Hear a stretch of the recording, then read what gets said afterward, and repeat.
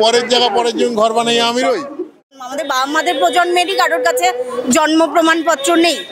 আমাদের আজকে যে দেশে বহু সংখ্যক মানুষ ভূমিহীন কৃষক, সেই দেশে জমির দলিল চাওয়ার কি মানে? যাদের যেখানে বহু সংখ্যক মানুষ গৃহহীন, সেখানে আজকে বাড়ির ঠিকানা চাইছে। প্রত্যেকটা রাজ্যে ডিটেনশন ক্যাম্প, হোয়াট ফর?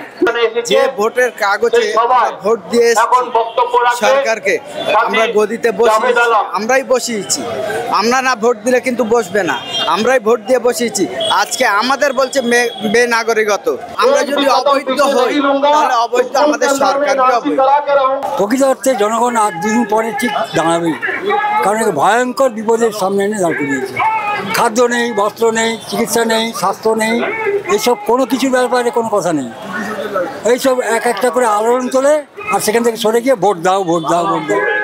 86 নেলির দাঙ্গা, 87 আসাম অ্যাকর্ড, 2003-এর আইন, হ্যাঁ মমতা ব্যানার্জি কাগজ ছুঁড়ে মারা সংসদে, এইগুলো নিয়ে আলোচনা করাটা বারবার হয়ে যায় বেকার। এটা অমিত শাহ ভীষণ সুন্দরভাবে বলে দিয়েছেন যে তার TDD ফর্মুলা, যে ডিটেক্ট, ডিলিট, ডিপোর্ট। সুতরাং মূল জায়গাই হচ্ছে মানুষকে বাদ দেওয়া। যারা অনাথ আশ্রমে যারা বড় হয়েছে তাদের বাবা মায়ের কোনো পরিচয় নেই, জানে না তার বাবা কে মা কে, মানে তারা কি মানে তথ্য দেবে? মানে আসলে এই প্রকল্পটাই নাগরিকত্ব দেওয়ার জন্য না, নাগরিকত্ব কেড়ে নেওয়ার জন্য। 30,000 কোটি টাকা এটা এখানে ডিসবার্স হয়েছে এই লাস্ট 3-4 মাসে।